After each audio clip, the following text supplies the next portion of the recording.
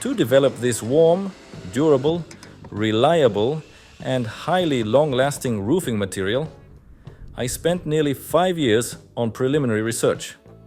The material is highly technological yet simple to manufacture independently.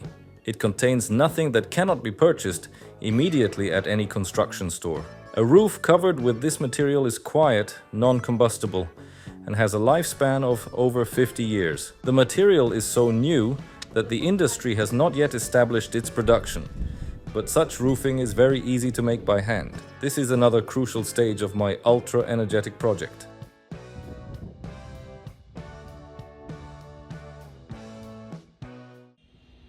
Only the facade paint on extruded polystyrene foam looks this way after 5 years of operation. Someone might exclaim, "This is a disaster," but I will tell you, no guys, the ridge section gets pecked at by birds from time to time, but the problem is easily solved by simply adding a metal ridge. The northern slope accumulates some growth, but this is an issue with many northern roof slopes, including those made from very expensive roofing materials. The southern slope is in better condition. Perhaps it's just an unfortunate choice of color. White facade paint is the cheapest but also the most stain-prone. This is similar to testing a new progressive spacecraft. What seems like an unsuccessful flight is actually a huge step forward, allowing us to gather invaluable information for flawless future operation. Thanks to this experiment, I now know how to create a truly ideal, inexpensive, highly durable, and instantly warm roof. And I am happy to show you. So, pour yourself 200 grams and let's go. First, we will completely dismantle the old roof. Let me remind you that this unusual roofing was made from standard EPS sheets, glued into strips equal to the length of the slope. We glued them to the battens and bonded them together. Dismantling is very easy and even somewhat satisfying. For extra reliability,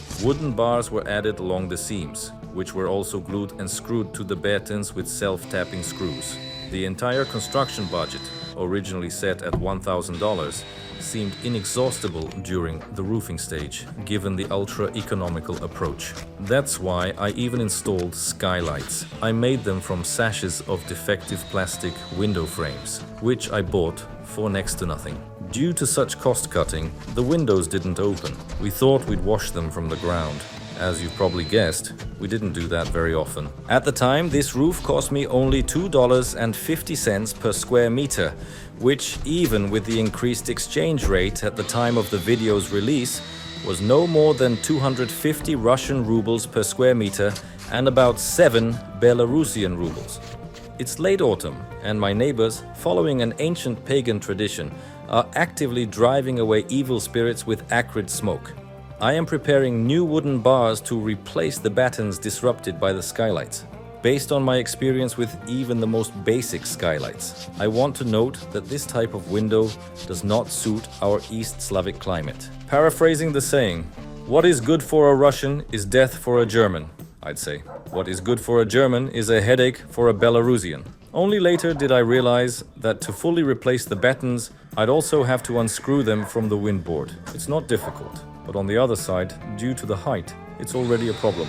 So I opted for a partial replacement. One bar was enough, which I cut into 2 parts. We Slavs have excellent options for roof windows like cuckoo dormers. That's what we should be using. Enough with these foreign borrowings.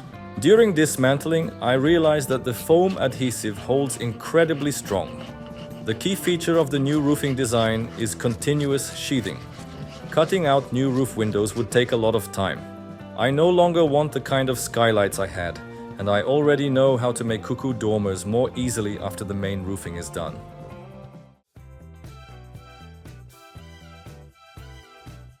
Let's go back 8 months. It was then, in February, in the middle of winter, that I started making elements for the new roof. I bought a pack of Penaplex Comfort with a thickness of just 3 centimeters, along with some other materials, and roughened the sheets on both sides using an old handsaw blade. It cuts well with a regular utility knife. I constantly see pre-roughened sheets for sale under the name Penaplex Wall, but they are 5 centimeters thick, and I only needed 3. I glued the EPS sheets into strips matching the roof slope length using polyurethane construction foam adhesive, ensuring staggered joints. In my moderately cluttered garage workshop, I could work on 3 roofing pieces simultaneously. Observing the joints of the old foam adhesive roofing, I noticed slight water seepage in a few spots, which I had to fix later. So now, to achieve complete waterproofing, I use a sealing mix. Once the waterproofing set, I cut the plaster mesh to the required sizes. Then I applied the adhesive and plaster mix for insulation boards. Regular viewers of the channel know that Penaplex itself is completely waterproof. We have confirmed this multiple times through practical experiments. Its water absorption is negligible, less than 0.5%. Plastering Penaplex with an insulating mixture reinforced with fiberglass mesh is called creating a base reinforcing layer in facade work. The only difference is that this work is typically done on vertical surfaces. After the mixture set, I flipped the pieces over and repeated the waterproofing and base reinforcement process on the other side. By reinforcing the second side, these pieces turned into homemade sandwich panels, significantly increasing their strength.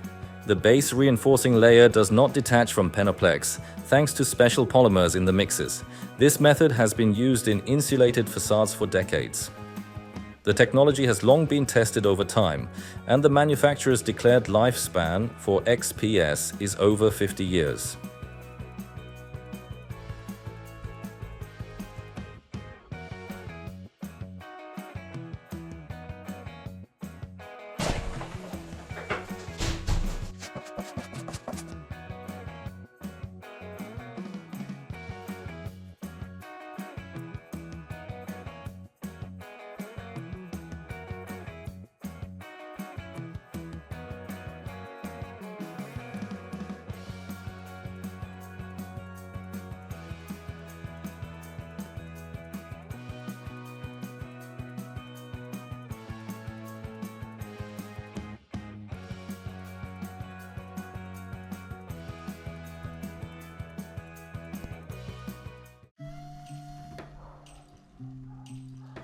Months passed, and by mid-autumn I finally decided to upgrade my already decent roof to a super roof.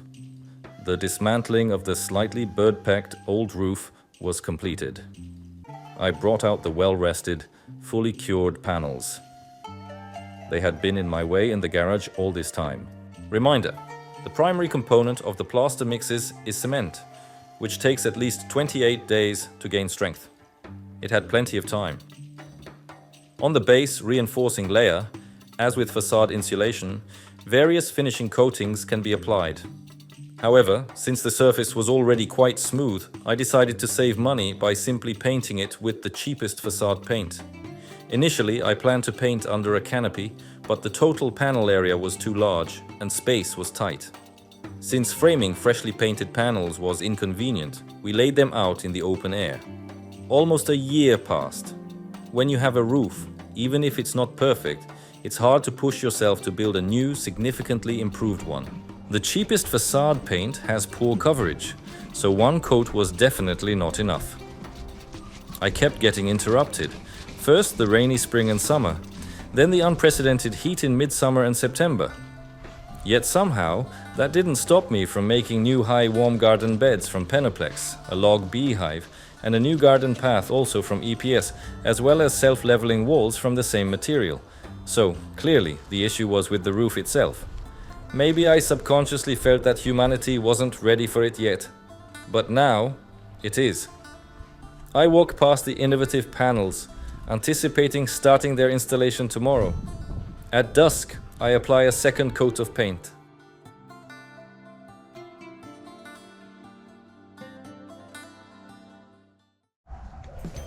The forecast didn't predict rain, so we decided not to bring the freshly painted panels under the tight canopy and miscalculated badly.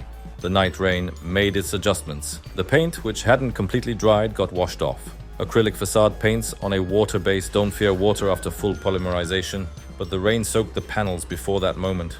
Only one panel, which stayed under the canopy, was lucky. I hope everything will be fine and the paint just needs to dry. But the dry, warm autumn was replaced by cold, rainy weather. Learn from others' mistakes, mine in this case. Don't get caught out like this with acrylic paints. They work great in warm, dry weather. We DIY builders always lack warm days, no matter how many we get in a year. We always create some kind of extreme situation for ourselves. What stopped me from redoing the roof back in the summer? The intense heat was just an excuse, especially since this is actually a really cool project. I even thought about bringing the roofing back into the dry garage, but it had been there so long that I just couldn't bring myself to do it. No matter how we positioned the panels, the damp, overpainted ones refused to dry. I had no choice but to light a fire. Of course, not to speed up the drying process. I was simply tidying up the yard. I blame my neighbors, but secretly, I also burn a few things. Though I disguise it, I lit a grill. Finally, the heavens took pity, and the weather improved. While the roof was drying, we made another high, warm garden bed from Pinoplex, this time round in shape. By the way, that was the topic of the previous video. If you haven't seen it, the link is under this video. I coat the surviving panel with 2 layers of acrylic lacquer. If you add color to the paint and use tinted lacquer, you can give the roof various shades. But white is great for revealing flaws, cracks, and other imperfections. And for an experiment, it's just what I need. The panels finally dried, but something went wrong with the paint. It now smears. The acrylic must have washed out. I had to splurge on a 3rd coat of paint. In the new roof, I decided to upgrade the way the panels are joined together and fixed to the battens. Everything should be sealed and reliable. Using wooden bars was a cheap solution, but their lifespan is nowhere near 50 years. And I have at least such long-term plans for this new roofing material. I turned to a friend for advice. He didn't take long to respond. As soon as the roofing panels dried, I coated them with 2 layers of transparent antiseptic acrylic lacquer for stone, concrete, and plaster.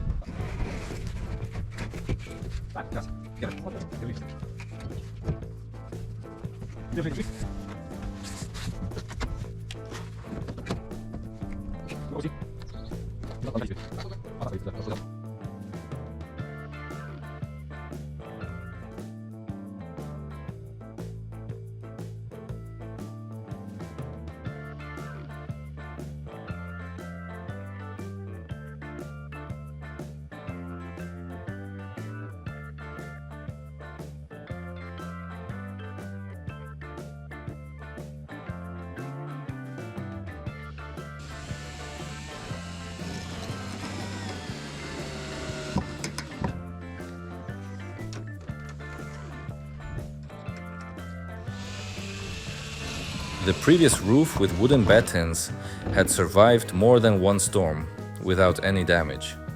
I think regular viewers of the channel have already figured out that this is the Batina Homestead channel, not Brodex. Many construction bloggers, based on their clothing style, look like Formula One pilots, covered in various brand logos. So I had a little joke at my friend's expense about that. Taking advantage of having my friend around and the sunny weather, we pull out the unused panels to dry. It seems like this is the first roofing material with such effective characteristics that can be easily made by hand. An uninitiated person might ask, what's the catch?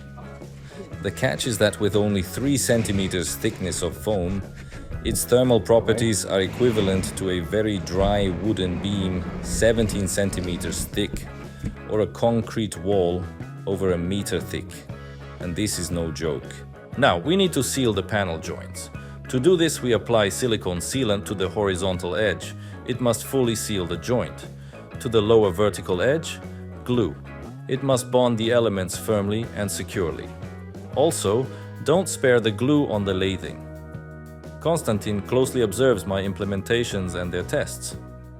After my checks, he tries them out on a larger scale and calls himself a pioneer in large format housing construction. And you can't argue, he's a friend and a father of many children, and those are often sensitive. Konstantin has sons, sheets. We fix the metal strips. This time we apply silicone sealant to them as well. I'll show exactly how we do this in a calm setting later. For now, we're excited about innovations. But on the contrary, I'm glad that more people want to experiment with this ultra-cheap technology. I want this technology to become popular. The structure is really great. Even in this form, it looks reliable. Well, is it good? Well, I'm glad I suggested the fasteners to you. Now, even a new roofing material, a hay bale, will break a beak. I would have splurged on a real metal ridge, but we already realized that the installation technology is very simple.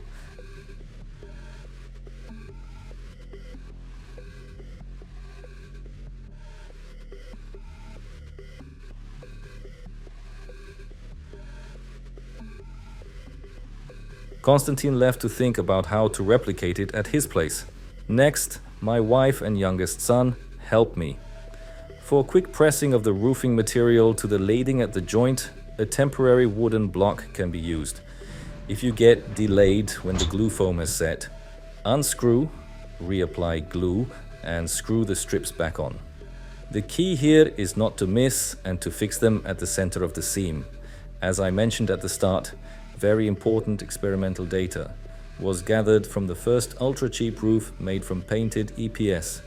And based on this, I'm now 99% sure that this roofing should work great. If there are any flaws, they will be minor. One of the most important parameters we tested was that extruded polystyrene foam remains completely stable when heated and cooled, and its geometric dimensions do not change at all. There were many comments under the video about the first roof version, claiming instability and potential for critical deformation. Those were entirely baseless comments. So folks, don't issue warnings about dangers you're not completely sure of. Such statements might just confuse someone less confident in their own knowledge.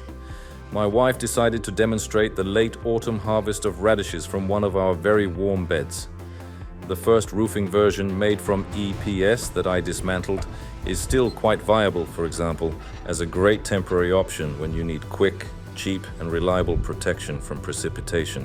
The dismantled material will probably still come in handy. I might make more warm beds out of it.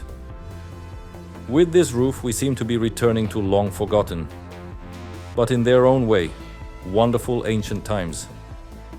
In the past, anyone could make roofing material themselves and then use it to cover their roof. Remember wooden roofs made from shingles, shakes or clapboards? Eventually, even from reeds and straw. Nowadays, on one hand, the industry has made us quite lazy. You can buy ready-made materials. On the other hand, we've fallen into the grasp of capitalists. Here's how I apply the silicone to make everything simpler. I've made the bends in the strips wider. In the past, anyone could afford their own home. Now it's not so easy. And even with loans, it's not something everyone can manage. I really hope that the super building technology we're developing in my house for $1,000 project will change everything. I apply silicone sealant to this surface and polyurethane adhesive foam to this one. Such roofing is great for installing with the whole family. My wife and youngest son handle it easily, both together and separately. Regular viewers know that I'm just an amateur, not a builder. I'm sure that to get a small home of your own, you don't need experience or significant funds. To ensure the screws hit the lathing beams precisely, I made templates and pre-drilled holes using them. The general installation plan is as follows. We bring in the next roofing strip and fix it with clamps on the slope. Then I apply silicone to the joint and to the metal strips. Next, I apply glue foam to the joint and to the lathing. We lay the roofing panel down. The near edge of the cut is temporarily fixed with clamps. Then we screw it in. If you need to hurry in hot weather, In cool autumn weather, there's no rush. The glue foam and silicone don't polymerize quickly. Sealing the joints with silicone and then using the metal strip, which is glued on and screwed in, ensures double reliability of the joint. This connection could have been even simpler if the construction industry had taken over the production of such panels. But the price of such industrial products would immediately skyrocket. They'd make a good profit off of us, and we'd forget about the cheap production cost. Manufacturers of high-tech building materials don't work at a loss. When made industrially, EPS cores can be shaped in any form, for example, similar to standing seam roofing elements. In that case, only glue would be needed during installation, and additional sealing wouldn't be required. The last element that needs trimming to width remains. An angle grinder with a stone cutting disc cuts this homemade super material perfectly.